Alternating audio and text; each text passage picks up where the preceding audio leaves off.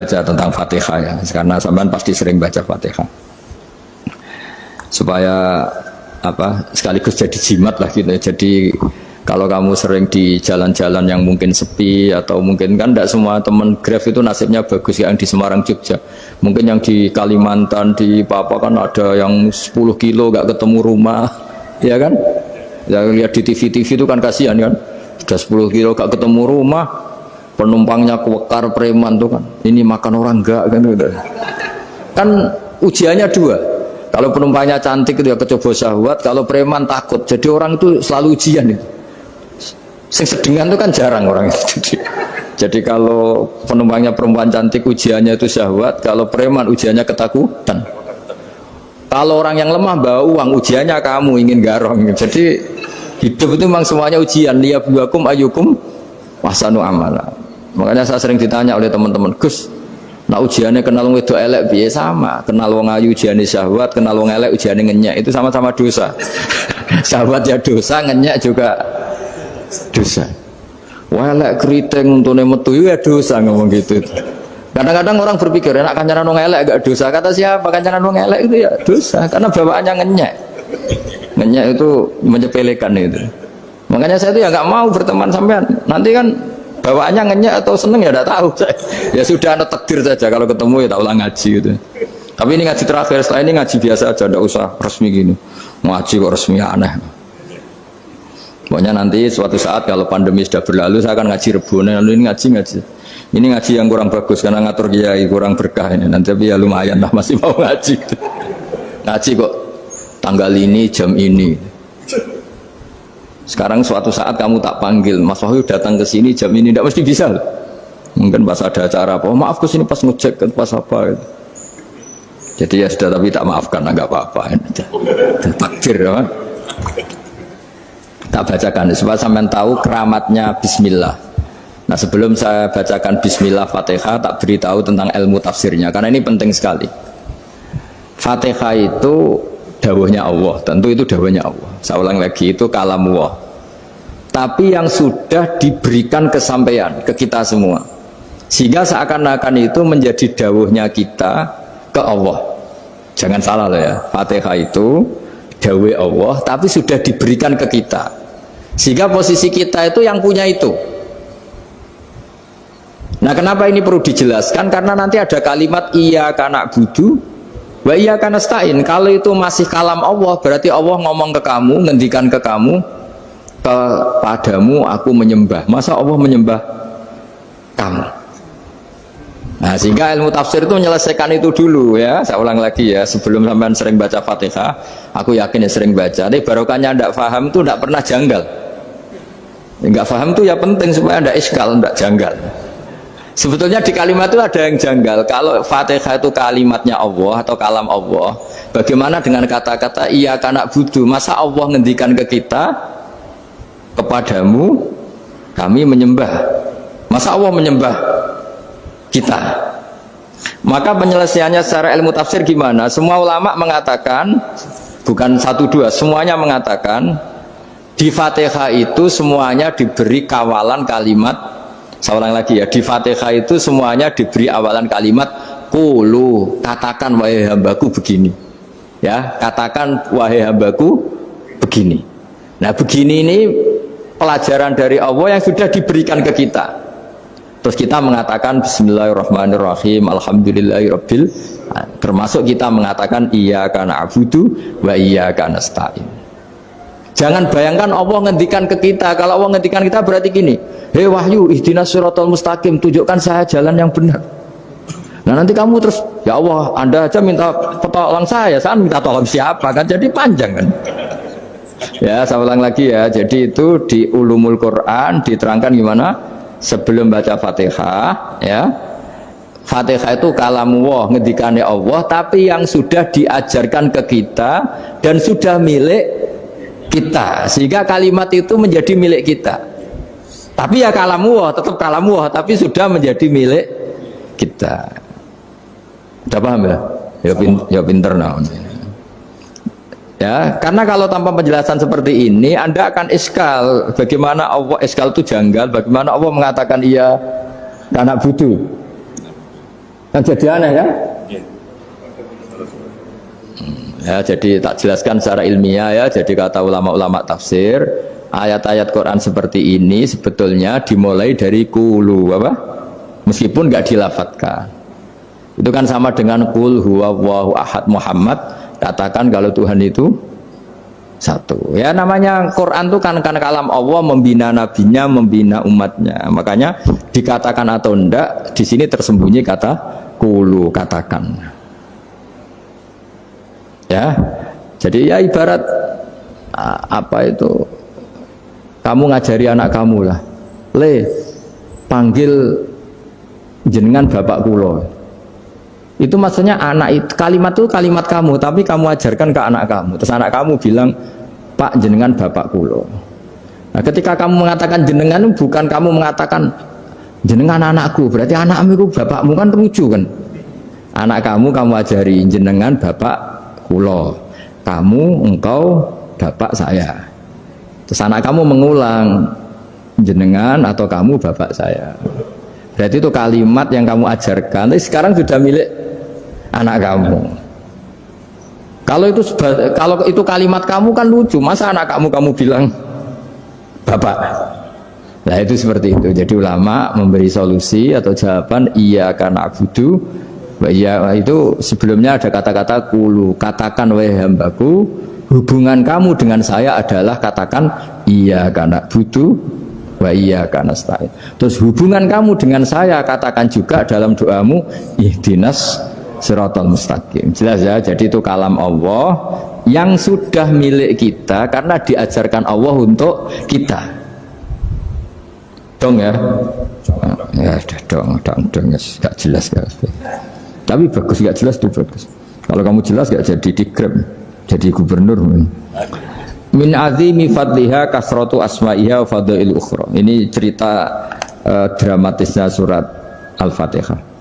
Qala Abu Hurairah radhiyallahu anhu inna iblisa ranna khina unzilat Al-Fatihah. Jadi iblis itu begitu kesakitan. Ini kitab Abu Abul Farad karangannya Sayyid Muhammad Alawi, juga kutipan dari beberapa kitab. Yang jelas beliau sendiri juga ngutip dari beberapa riwayat di beberapa hadis, halaman 123. Ketika Fatihah turun itu iblis kesakitan kayak orang sakit gigi lah, tersiksa sisanya karena turunnya surat apa? Al-Fatihah. Artinya kalau anda baca Fatihah dijiwai, maka anda melemahkan setan, melemahkan iblis. Wa qala Mujahid khina unzilat Fatihatul kitab ronna fastama indahu asyayatin. Jadi ketika Fatihah itu turun, iblis itu terkapar lah kira-kira, sampai dijenguk banyak setan. Itu di kamarnya di ICU lah kira-kira gitu kalau sekarang itu. Entah Covid entah enggak tahu, pokoknya di ICU sampai dijenguk banyak setan. Enggak tahu bawa apa enggak tahu, pokoknya dijenguk banyak setan. Nah, nyangoni karena ini apa? Ketuanya apa? Pingsan, sakit. Jadi iblis itu sakit sampai dijenguk anak buahnya setan-setan. Ya, semoga kalian semua tidak kenal setan. Kalau kenal berarti teman, apa? Wa qalu misla dzalik wa qala lahum laisa mimma taquluna syai'un walakin unzilat suratun laisa ajru qailiha illa an harrama alaihi nar jahannam. Saya ini bukan sakit fisik, kata iblis. Kamu tidak usah jenguk saya, datangkan dokter terbaik, tidak usah. Saya ini tidak sakit fisik. Saya ini sakit karena ada surat yang diturunkan, yang pahala yang melafatkan surat itu pasti selamat dari neraka. Padahal misi terbesar saya ini supaya manusia masuk neraka. Sekarang punya tamengnya. Wah pusing kan? Ya seperti orang lah goda sampean, ternyata sampean setia, itu kan pusing. Nah ternyata tidak setia, itu yang akhirnya ribet kan itu. Jadi iblis itu cita-cita terbesarnya kan semua orang itu masuk neraka. Nah sekarang turun satu surat yang gara-gara surat itu siapapun yang baca dijamin selamat dari neraka. Jadi walakin unzilat suratun laisa ajru qailiha illa an harramallahu alaihi nar jahannam. Karena jadi dia shock lah, kalau orang di Jawa itu bilang shock. Aduh sial nasib saya ini umat nggak bisa saya goda lagi karena punya tamengnya tadi punya. Qad batala kaidukum wa makrukum. Rekayasa kalian sekarang itu tidak ada gunanya semua. Nah, ini alhamdulillah di Indonesia kelihatan kan banyak yang miskin, banyak yang susah. Tapi selagi mereka masih sholat, itu keinginan mencari halal itu masih tinggi. Kayak apa kita di tengah kota, jauh dari anak istri, jauh dari tetangga, Biasanya kalau orang jauh dari anak istri tetangga kan sakar PDW. Tapi yang soleh masih banyak, sudah jauh dari keluarga tetap lurus. Loh, kalau yang dekat lurus kan wajar, konangan wong akeh kan. Ini sudah jauh masih lurus. Nah ini nggak lepas dari barokahnya surat apa? Surat Fatihah tadi. Jadi karena ada surat yang menjamin pelafalnya atau qailiha terbebas dari api neraka. Wa qalat as-sayatinu lahu is ayyusa'in ta'muruna ya maulana. Faqala lahum idhabu wajtahidu hatta tukhfilu qulubahum hatta la yaqulu hadhihi surah. Lalu kita gimana? Jari para setan gitu. Lalu kita gimana? Terus kata iblis, sudah bikin mereka lupa sehingga tidak baca lagi. Selagi masih baca kita pasti keok. Jadi kalau sampean sudah jarang baca Fatihah itu berarti sudah bagian dari kemenangan apa? Iblis. Jadi kalau sampean sudah jarang baca Fatihah itu berarti bagian dari kekalahan Anda, kemenangan iblis. Masih sering baca? Berapa kali? 5 kali sholat. Terus apa lagi? Ya, kalau ngajarin anak-anak mau itu juga saya doa itu juga kepalanya juga. Kok 5 kali tok itu? Berarti pas sholat fardu tok itu? Enggak 5 kali itu mendingan itu 17. Kamu itu ngitungnya jangan 5 ini. 5 waktu saja. 5 waktu itu berarti lumayan kan? Berapa? 17 ya? Ya. 17 ya? Ya. 17, tapi kalau makmum tuh sering separuh kan, apalagi makmum terawih. Ya kan? Makmum terawih itu bacanya Fatihah ada yang sempurna enggak ya? Ya enggak lah. Baru alhamdulillahirabbil alamin mampu ruku ikut ruku ini gitu. Makmum kan yang terawih lah Mas. Kalau terawih jarang sempurna ya. Fatihahnya itu. Kan imam sudah ruku. Kamu bacanya Fatihah sampai mana tuh? Baru setengah ya. Ya paling pas terawih aja kan enggak sempurna ya. Apalagi kalau imamnya sing kilat tuh waduh malah. Nah ketika Fatihah itu sebegitu keramatnya, sebegitu topnya, itu setan rapat, singkat cerita itu yang tadi dipimpin oleh iblis yang sedang terkapar apa? Terus tali obatnya nggak ada, cuma dia shock karena ada surat yang turun yang melafatkan itu pasti selamat dari apa? Neraka. Nah ini gimana saran Anda? Terus sarannya adalah bikin orang-orang itu lupa, tidak baca Fatihah. Nah ini rapatnya iblis. Idhabu wajtahidu hatta tufilu qulubahum hatta la yaqulu hadhihi surah. Kala yuksiru qira'ataha wa la yakunu lahum ajrun wa thawabun bal yakunu lahum adzabun wa iqabun. Jadi saya mohon selama ini Anda sudah baca, tapi mungkin hanya rutin saja. Napa rutin saja? Jadi barokahnya ngaji ini kamu punya kekuatan atau punya semangat membaca karena ini surat yang luar biasa. Ibarat gini, kalau sampean tanya, saya juga sering mikir, masa Gus hanya surat kok punya kekuatan seperti itu? Di dunia ini kata Allah, mulai Nabi Adam sampai kiamat, nggak ada yang bisa menandingi kekuatan kalimah. Kalimah itu kata-kata. Nggak ada yang bisa menandingi kata-kata. Misalnya Anda nge-grab, berangkat istri cuek, berangkat cuek. Itu beda dengan ketika meskipun satu kalimat. Wes Pak, muga-muga dilindungi pangeran, mungkin jenengan selamat.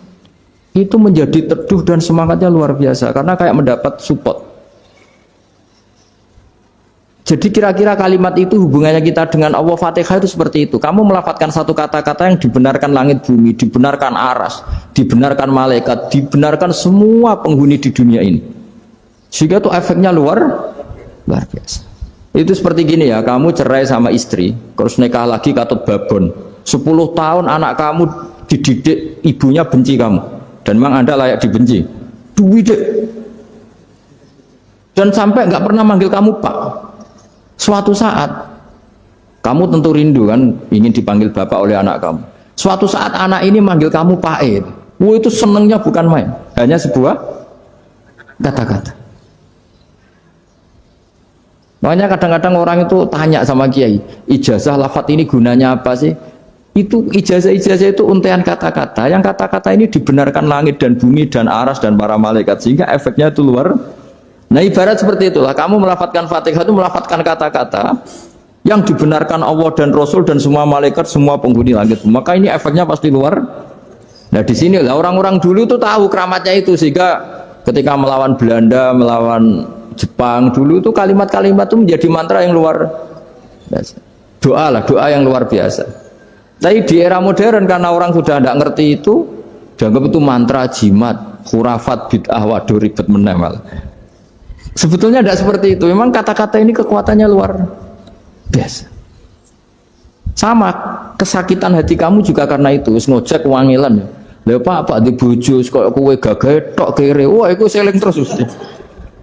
Padahal kalimat itu kan tidak melukai secara fisik, tapi apa kerjanya sesuk sarasa-rasen. Karena terus dengan pengadilan seperti itu kan, ngapain kerja demi perempuan yang seperti ini? Lagi-lagi kata-kata ini luar. Nah bayangkan kalau kata-kata itu adalah kalimat yang diajarkan Allah lewat Rasulnya, lewat malaikat Jibril. Kayak apa kekuatannya itu? Nah, kira-kira Fatihah itu gitu. Kalimat yang baik, kalimatan thayyibah diajarkan oleh Allah dan Rasul, kayak apa kira-kira kekuatannya? Pasti luar biasa.